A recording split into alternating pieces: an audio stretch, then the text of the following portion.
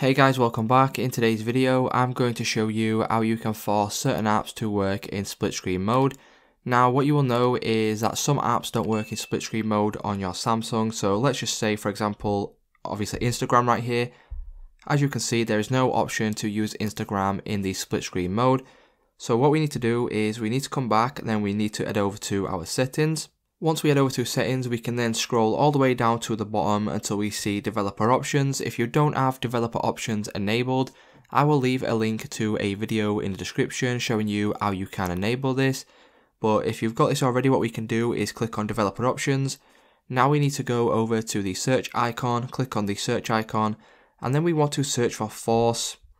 And then once we do that, as you can see, there will now be an option for force activities to be resizable. Click on that option right there. That will bring you over to this page. And now what you need to do is just simply enable the option where it says force activities to be resizable. Enable that toggle right there, and now we can head on back to our home page. Once we do this, as you can see, if I go back over to my menu here, click on the Instagram app.